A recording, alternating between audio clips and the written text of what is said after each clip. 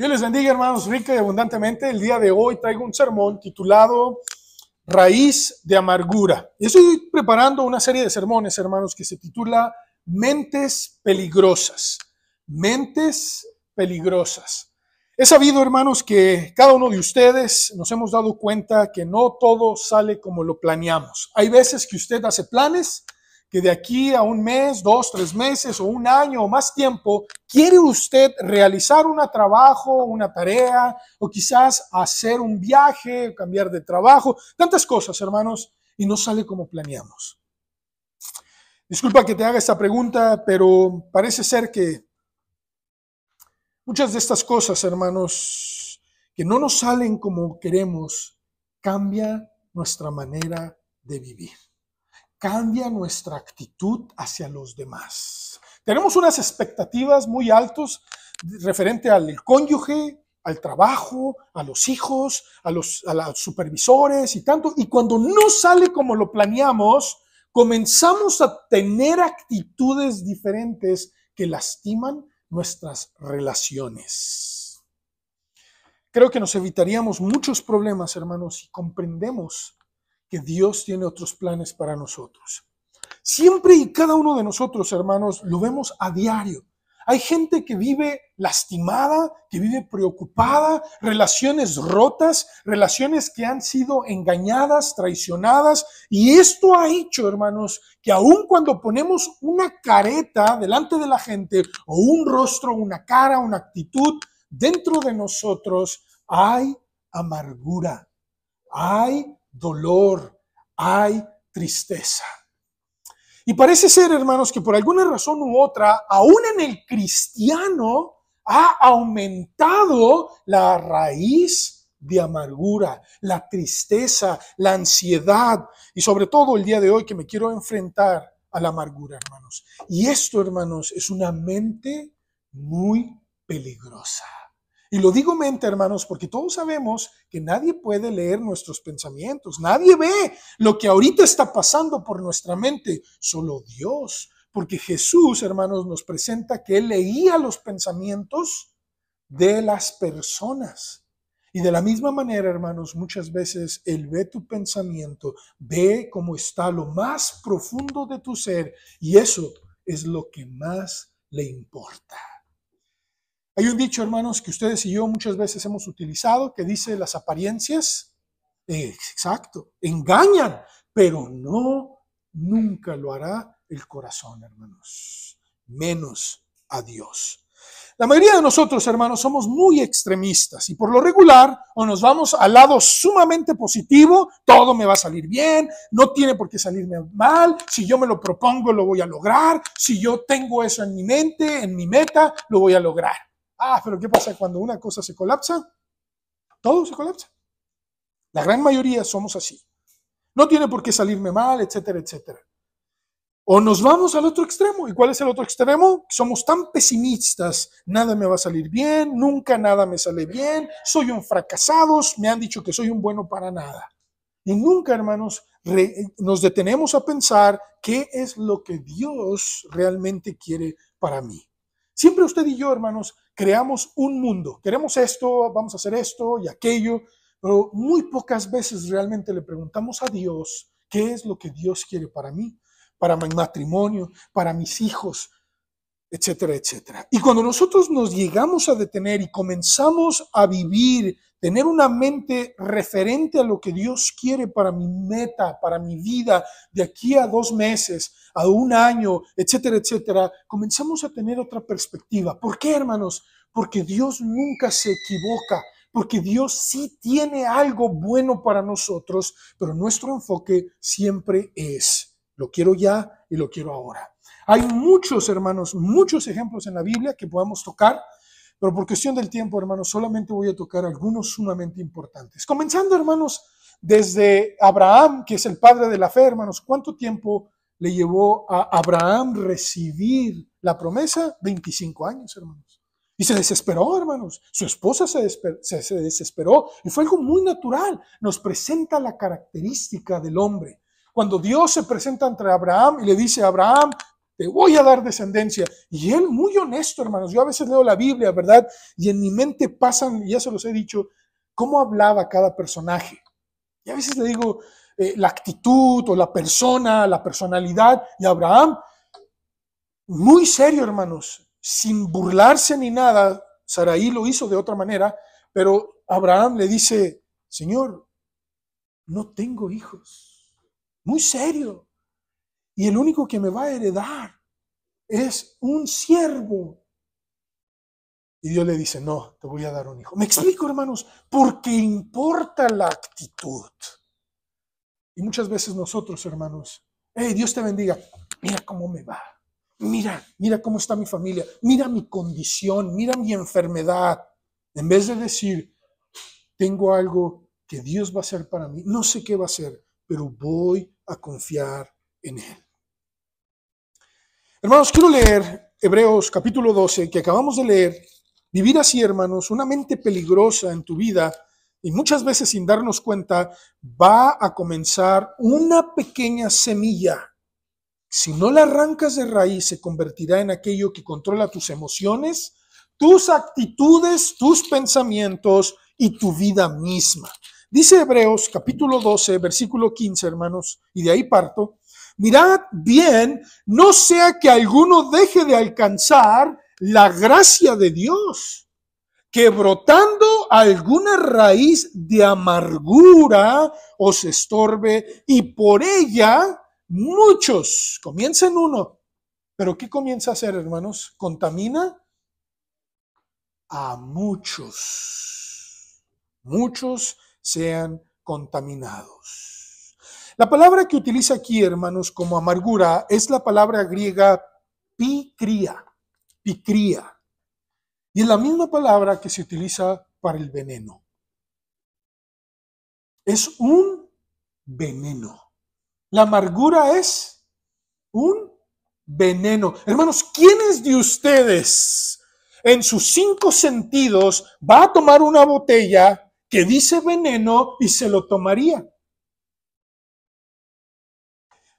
Pero a veces, hermanos, nuestra alma así lo hacemos. Amargura. ¿Y sabe qué hace?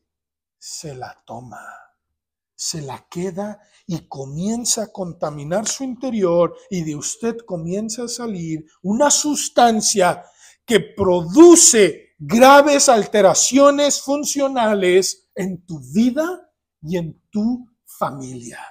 Ahora, si alguien me va siguiendo aquí, hermanos, dice la Escritura que Satanás actúa como una serpiente. ¿Y qué traen las serpientes? ¿Por qué les huimos, hermanos? ¿Nada más porque se mueven? ¿Porque serpentinean? ¿Cuál es el propósito por el cual, o la razón, el factor por el cual el ser humano huye de una serpiente? Por su veneno, por la mordedura que produce el veneno.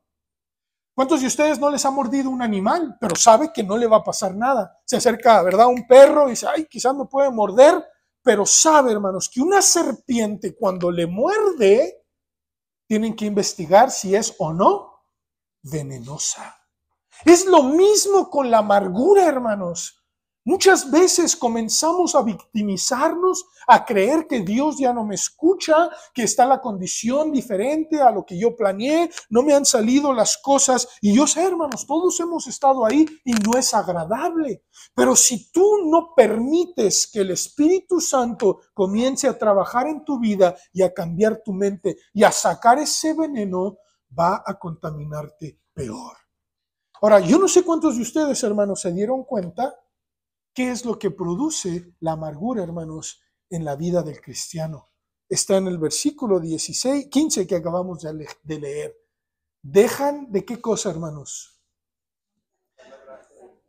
Hermanos, eso es peor que el veneno. Comienza el veneno a contaminarte, contaminas a otros, y Dios dice, una persona amargada no ve la gracia de Dios. No sé cuántos de ustedes, hermanos, quizás lo han visto en una persona amargada. Nada le complace, nada le gusta, ¿verdad? Y lamentablemente, hermanos, en vez de disfrutar o de ser agradable estar con esa persona, se convierte en un evento triste, te va a controlar. La amargura es un veneno. Queridos hermanos y amigos, existen situaciones en nuestras vidas, no puedo negarlo, hermanos, que son detonantes para amargar nuestras vidas. Y depende de nuestra confianza y dependencia de Dios para lograr vencerlas o que ellas, como un veneno, nos contaminen. Quiero hablar de eso, hermanos, rápidamente, los detonantes. Miren, hermanos, hay pérdidas de seres queridos. Quiero leerle, por ejemplo, algunos pasajes que aquí los traigo, hermanos, rápidamente por cuestión de búsqueda de la Biblia. Traigo aquí los puntos. Mire, por ejemplo, usted ve Ruth, capítulo 1, versículo 13. ¿Y qué dice ahí Ruth, hermanos? ¿Cómo se encontraba Ruth después de haber perdido 3, no 1, 3 seres queridos? Su esposo y sus 2 hijos. ¿Cómo dice la escritura que se encontraba Ruth? Ruth tenía amargura de espíritu. Un ser querido puede causar dolor. En 1 de Samuel 1:10 dice la escritura que se decía un profundo deseo de bendición. ¿Y cómo se encontraba la madre de Samuel, Ana, que estaba llorando en amargura de espíritu? Él ya deseaba, Señor, por favor, te ruego, soy estéril, mira mi condición física, la gente se burla y me llama maldita. No sé cuántos de ustedes sabían que para el judío o a los israelitas, una mujer que fuera estéril era maldita. Ahora imagínense cómo se sentía ella emocional y espiritualmente, dice la escritura, con amargura de espíritu. Era un detonante, hermanos. En Job 10, bueno, obviamente sabemos lo que le pasó a Job, pero Job 10, del 1 al 3, fíjate lo que dice: está mi alma hastiada de mi vida por todo lo que había experimentado. Daré libre curso a mi queja, hablaré con amargura de mi alma. Diré a Dios, no me condenes, hazme entender por qué contiendes conmigo. ¿Te parece bien que oprimas, que deseches la obra de tus manos y que favorezcas los designios de los impíos? ¿Cómo se sentía Job, hermanos? Amargado de alma. Y es muy natural, hermanos. Lo que estoy tratando de decir es que es verdad. Van a existir situaciones y eventos en nuestras vidas que detonan la amargura. Pero es muy importante analizar qué es lo que nos dice Dios de cómo reaccionar. En el Salmos 73, cuando usted lea todo el Salmo 73, se habla de traiciones, de engaños, que lo quieren matar, que lo persiguen, pero en el 21, hermanos, me llama mucho la atención cómo el salmista explica en el versículo 21 cómo se sentía su corazón. Ahora, si me sigue con su vista, dice el Salmo 73, 21, se allenó de amargura mi alma y en mi corazón sentía, Dios mío, o sea, ya era algo hasta físico. ¿Me va siguiendo? O sea, físicamente sentía ese golpe emocional, espiritual, del alma, físico. Ahora, en 1 de Samuel 22, 2, era la condición o el estatus. Dice, y se juntaron con él todos los afligidos. Ahora, aquí en la cueva de Adulam, ya hemos predicado acerca de la cueva de Adulam, hermanos. Y David, hermanos, llega a esta cueva y dice la escritura que vino su familia y que vinieron también otros hombres. Ahora quiero que vea cómo se encontraba la condición de estos hombres. Dice, y se juntaron con él, con David, todos los afligidos y todo el que estaba endeudado y todos los que se hallaban como, hermanos, amiguitos, ¿verdad? Que llegaron. Dios mío, o sea, estaba en la condición difícil. David estaba huyendo porque lo quería matar Saúl y todo su ejército, y luego tiene a su familia y luego todavía le llegan, ¿verdad?, estos angelitos. Dice la escritura, hermanos, que eran afligidos. Ahora, ¿cómo llegaban hablando estas personas? Ahora, también era su estatus. Dice que estaban endeudados. Las deudas pueden causar Amargura, hermanos, problemas familiares entre cónyuges. Entonces, estamos rodeados de eventos que pueden lastimar nuestras vidas.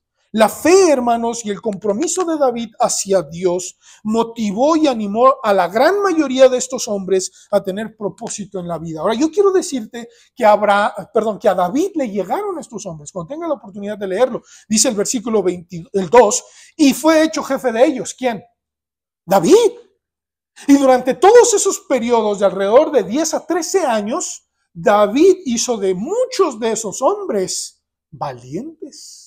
Que a tal grado que cuando él se convierte en rey, fue gracias a la protección de muchos de ellos que le ayudaron a ser rey.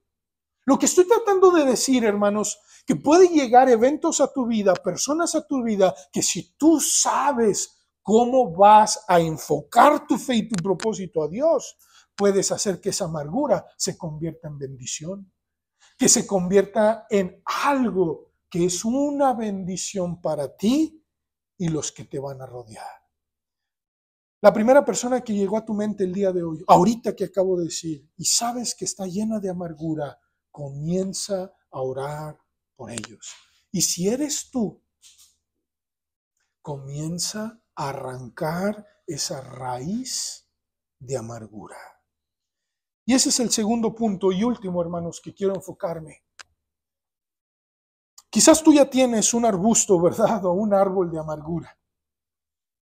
Te costará más trabajo, pero tienes que arrancarlo de tu vida porque es veneno en tu vida espiritual, en tu vida emocional y en tu vida física. Nada te traerá satisfacción, nada te gustará, todo lo verás con malos ojos y no disfrutarás de todo lo que Dios te ha dado. Arráncalo de tu vida porque si no, empeorará tu contaminación y tu familia y tu vida.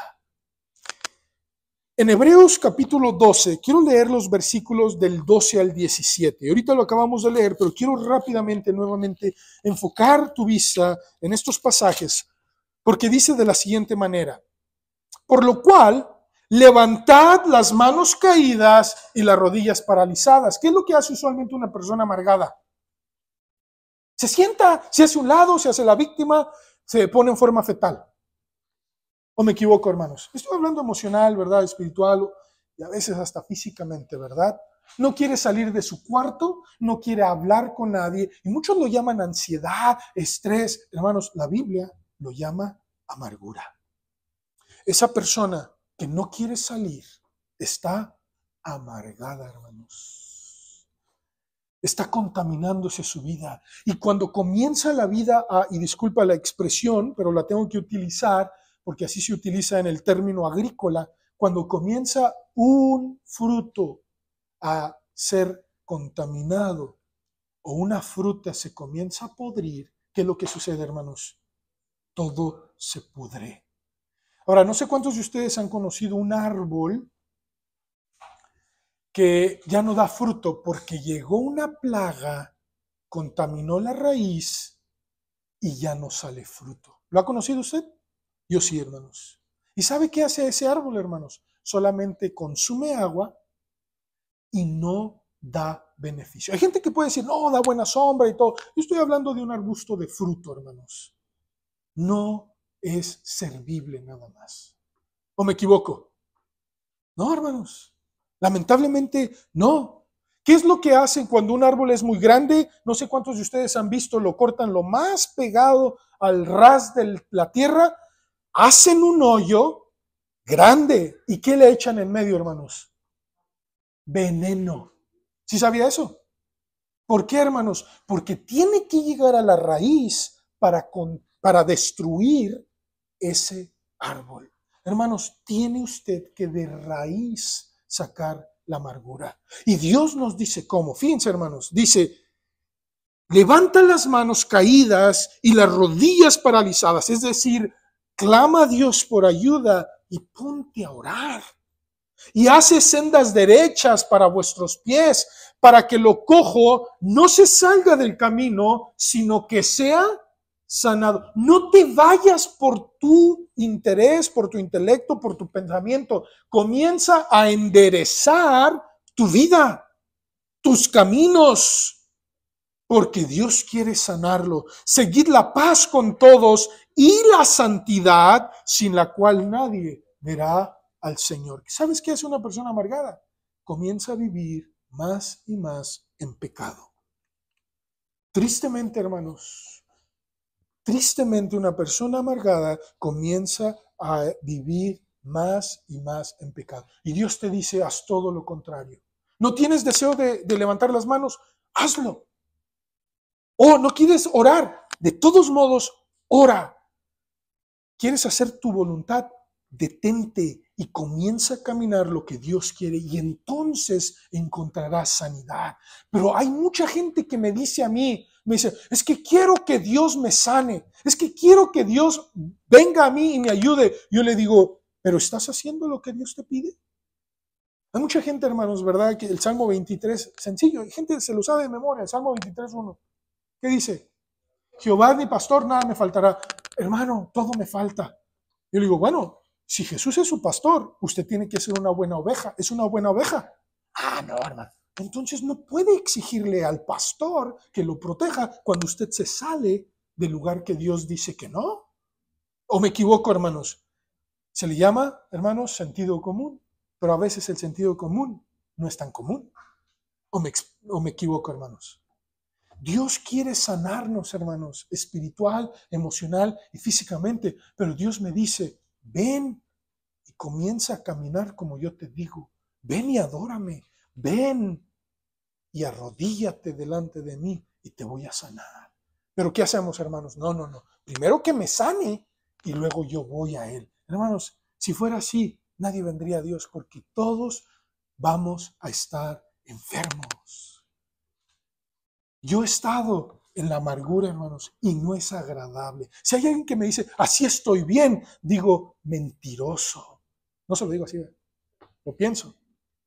Pero no es agradable estar en la amargura. Queridos hermanos y amigos, si no lo hacemos, llega un punto muy grave, hermanos, que dice el versículo que acabamos de leer, el 15, mirad, no sea que alguno deje de alcanzar la gracia de Dios. La gracia de Dios, dejarla de alcanzar por el veneno, hermanos, de la amargura, es algo gravísimo. Gravísimo, hermanos. Y luego pone un ejemplo, hermanos, que fue el hermano de Jacob. ¿Cómo se llamó él? Esaú. Pone un ejemplo, hermanos. Y dice primero de Samuel 15:26. Primero de Samuel 15:26. Quiero leerte este pasaje. Dice, Samuel respondió a Saúl, no volveré contigo. Le dice, después de haber desobedecido Saúl a la orden de Dios de haber destruido a todos los amalecitas. Y destruye todos los amalecitas y a todas sus posesiones. No tomes nada.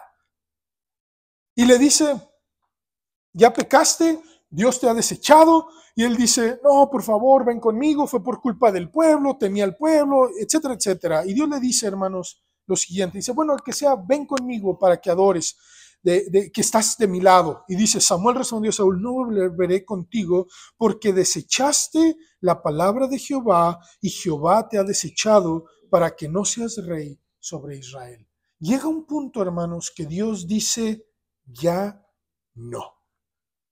Ya no. Ya no, hermanos. Y cuando Dios llega a decir ya no, esa palabra, hermanos, es cruel. Desechar, rechazar, reprobar, despreciar, odiar, aborrecer. Dios comienza a hacer eso en la vida de aquellos que rechazan primero a Dios. Ahora, aquí yo estoy poniendo el ejemplo de Saúl, pero la Biblia dice Esaú. ¿Qué pasó con Esaú, hermanos? Menospreció la bendición de Dios. ¿Cuál fue la bendición que Dios le dio a Esaú, hermanos? Que él fuera el ¿qué, hermanos? El primogénito. ¿Y saben qué dijo? Viniendo cansado, yo me voy a morir. ¿De qué me sirve la primogenitura? Y no hay mucha gente así, piensa así. Me voy a morir. Cuando Dios te ha otorgado, en este caso, hermanos, a los cristianos, la oportunidad de ser hijos de Dios. Dice 1 Samuel 1:14, dice, el Espíritu de Jehová, perdón, creo que lo tengo mal, hermanos, sí. Dice, el Espíritu, si alguien me ayuda, el Espíritu de Jehová se apartó de Saúl y le atormentaba un espíritu malo de parte de Jehová. Miren, hermanos, yo he visto gente, he conocido gente que me dice, estoy bien, estoy bien. Y pasa un tiempo, hermanos, y puede ser años. Y he conocido gente que ha pasado años y su vida cae en algo peor. 16, gracias. 1 Samuel 16:14. ¿Por qué, hermanos? Porque llega un punto donde la gracia de Dios yo la he rechazado. Hermanos y amigos, no rechace la gracia de Dios. Quiero preguntarte, ¿has llegado al punto que desprecias la palabra de Dios o los consejos bíblicos? Hay gente que me dice, eso ya me lo sé. Dígame algo que no sé. Yo fui cristiano. Yo iba al templo. Y yo le digo, mira, no hay nada que tú puedas sacar de tu veneno, sino solo Jesús. Es que eso yo ya lo sé. Digo, ¿y de qué te sirve saberlo si no lo tomas a Jesucristo? Son personas, hermanos, que han dejado de alcanzar la gracia de Dios. Hermanos, dice la Escritura en Hebreos 12, y con esto termino. En los versículos del 1 al 4 dice, nosotros también, teniendo en derredor nuestro tan grande nube de testigos, despojémonos de todo peso y del pecado que nos asedia, y corramos con paciencia la carrera que tenemos por delante, puestos los ojos en ¿quién, hermanos? Nada más. Solo en Jesús debemos nosotros de poner nuestra vista, el autor y consumador de la fe, el cual, fíjense lo que hizo Jesús, hermanos, él sabía que después de la cruz, es decir, entre él y el gozo que Dios le iba a dar, ¿qué había en medio, hermanos? La cruz. Y la cruz, hermanos, es un símbolo de dolor. Para nosotros es de esperanza, pero no obstante causa dolor. Y dice la Escritura, hermanos, que Jesús vio el gozo adelante, pero en medio estaba ¿qué cosa, hermanos? La cruz. Y nosotros también, hermanos, vamos a tener que sufrir en este mundo. No podemos evitarlo, pero hay un gozo que va más allá de esa cruz y es la vida eterna. ¿Y quién la está ofreciendo, hermanos? El que está ahorita sentado a la diestra de Dios. Ahí dice el versículo 2, ¿dónde está?